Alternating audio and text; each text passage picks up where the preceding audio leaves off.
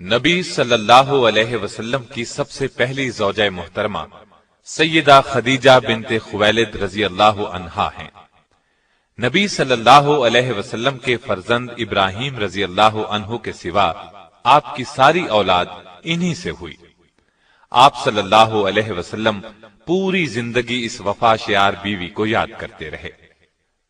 سیدہ خدیجہ رضی اللہ عنہا کے والد کا نام خویلد اور والدہ کا نام فاطمہ تھا۔ سیدہ خدیجہ رضی اللہ عنہا کے والد اپنے قبیلے میں اونچی حیثیت کے آدمی تھے۔ ہر شخص انہیں عزت اور احترام کی نگاہ سے دیکھتا تھا۔ مکے میں رہائش اختیار کی، وہیں فاطمہ بنت زائدہ سے شادی کی۔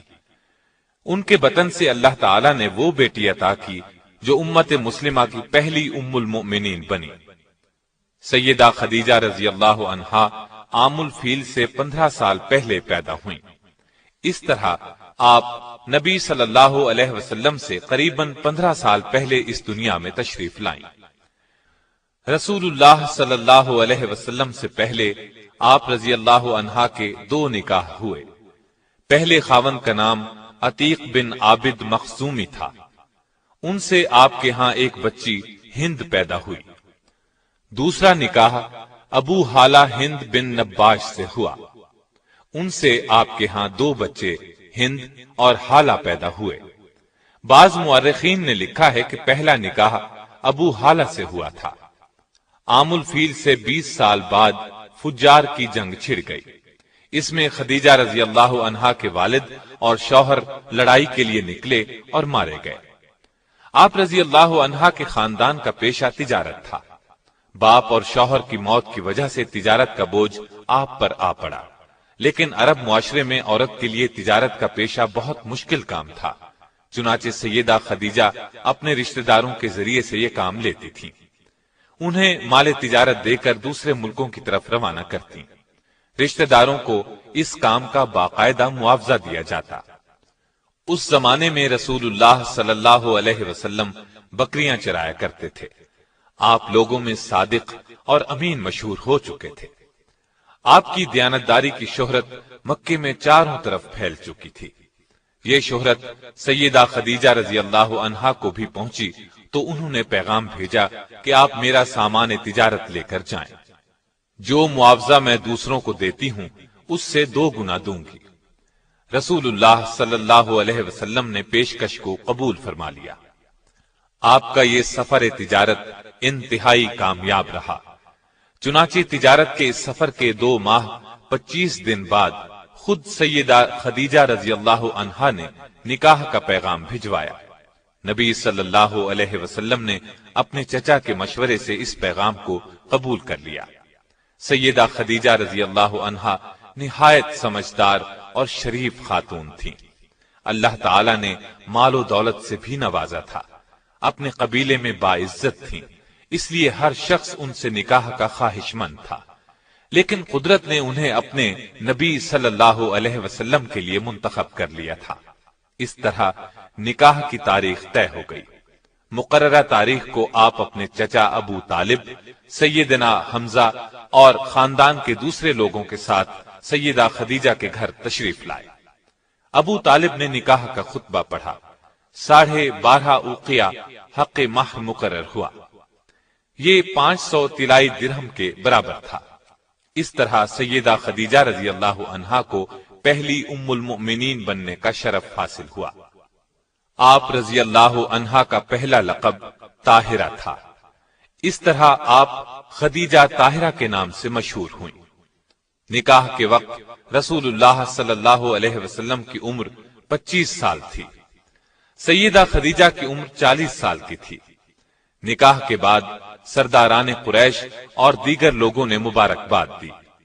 نبی اکرم صلی اللہ علیہ وسلم کی زوجیت میں آنے کے بعد سیدہ خدیجہ نے اپنا سارا مال و اسباب آپ کے قدموں میں ڈھیر کر دیا۔ اس سے آپ کو روزی کمانے کی فکر سے نجات مل گئی۔ اب آپ تھے اور اللہ کی عبادت۔ سیدہ خدیجہ نے ہر مشکل اور پریشانی کے وقت نبی صلی اللہ علیہ وسلم کو تسلی دی، دلاسا دیا اور پریشانی دور کرنے کے لیے جو کچھ کر سکتی تھیں کرتی رہیں۔ مثلاً جب آپ پر پہلی وحی یعنی اقرا بسم ربک الذی خلق غار حرا میں نازل ہوئی تو نبی اکرم صلی اللہ علیہ وسلم گھر تشریف لائے، بدن مبارک پر لرزہ طاری تھا۔ سیدہ خدیجہ رضی اللہ عنہا سے فرمایا مجھے کپڑا اوڑھا دیں۔ جب کچھ دیر بعد گھبراہٹ دور ہوئی تو غار حرا میں پیش آنے والا واقعہ سیدہ خدیجہ سے بیان کیا۔ سیدہ خدیجہ نے آپ کو تسلی دی اور کہا قسم ہے اس ذات کی جس کے قبضے میں میری جان ہے، میں امید رکھتی ہوں کہ آپ اس امت کے نبی ہوں گے۔ اس کے بعد سیدہ خدیجہ رضی اللہ عنہا آپ صلی اللہ علیہ وسلم کو اپنے چچا زاد بھائی ورقہ بن نوفل کے پاس لے گئیں۔ آپ نے پورا واقعہ سنایا۔ اس واقعے کو سن کر انہوں نے یقین کے لہجے میں کہا یہ وہی فرشتہ ہے جو موسیٰ علیہ السلام پر اترا تھا، کاش میں اس زمانے تک زندہ رہوں جب آپ کی قوم آپ کو وطن سے نکالے گی۔ اگر میں نے آپ کا وہ زمانہ پایا تو میں آپ کی ضرور مدد کروں گا۔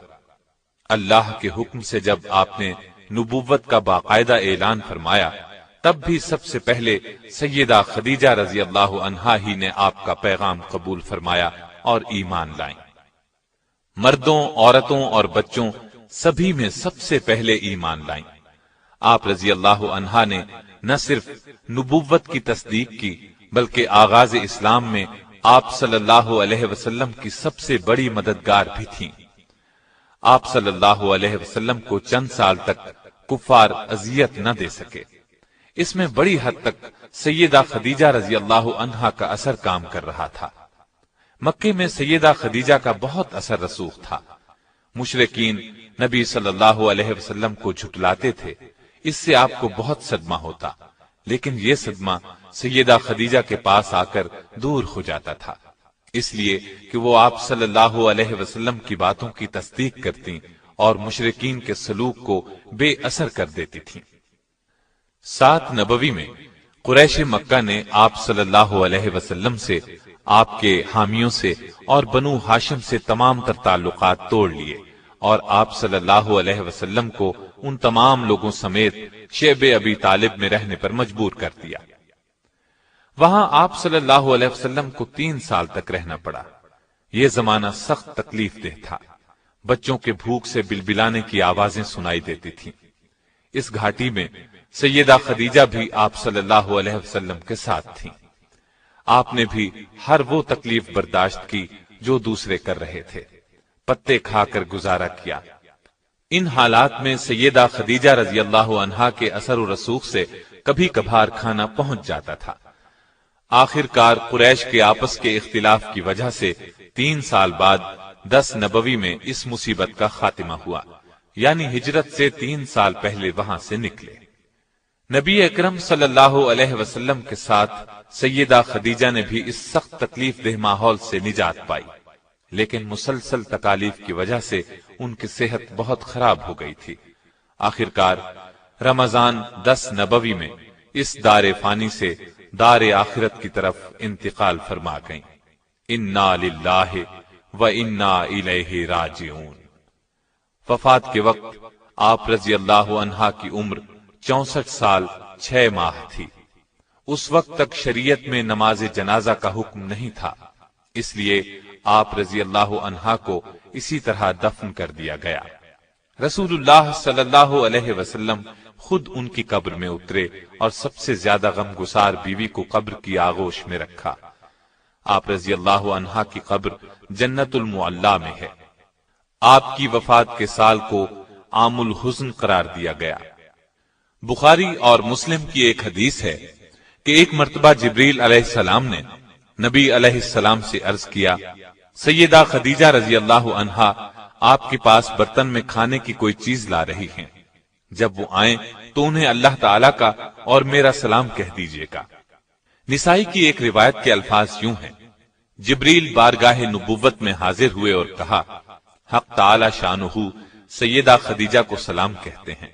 سیدہ نے یہ سن کر فرمایا کہ حق تعالی خود سلام یعنی سراپا سلامتی ہے اور جبریل پر بھی سلامتی ہو، اور آپ صلی اللہ علیہ وسلم پر بھی سلام اور اللہ کی رحمت ہو۔ سیدہ خدیجہ کی ایک اور بڑی فضیلت یہ ہے کہ ان کی زندگی میں رسول اللہ نے کوئی دوسری شادی نہیں کی۔ معلوم ہوا آپ ان سے بہت محبت کرتے تھے۔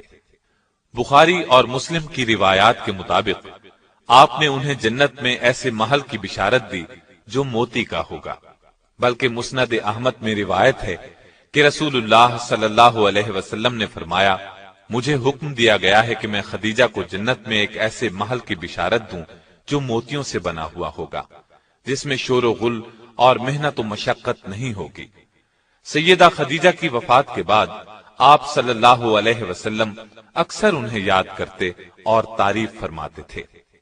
نبی صلی اللہ علیہ وسلم سیدہ کی زندگی میں ان کی سہیلیوں سے اچھا سلوک فرماتے تھے اور انتقال کے بعد بھی ان سے اچھا سلوک کرتے رہے۔ جب کوئی چیز آتی تو آپ اس میں سے کچھ حصہ الگ کرتے اور فرماتے، یہ خدیجہ کی فلاں سہیلی کو دے آؤ۔ نسائی اور مسند احمد کی روایت کے الفاظ یہ ہیں کہ نبی صلی اللہ علیہ وسلم نے فرمایا، جنت کی عورتوں میں سب سے افضل یہ 4 عورتیں ہیں: خدیجہ بنت خویلد، فاطمہ بنت محمد، مریم بنت عمران اور آسیہ جو فرعون کی بیوی تھی۔ سیدہ کی اس خصوصیت میں کوئی دوسری ام المؤمنین شریک نہیں ہوئی۔ بخاری، مسلم اور مسند احمد کی ایک روایت میں سیدہ خدیجہ کو تمام جہانوں کی عورتوں سے بہتر فرمایا۔ آپ کے پہلے خاوند سے ایک بیٹے ہند تھے، یہ آپ کے ساتھ ہی ایمان لے آئے۔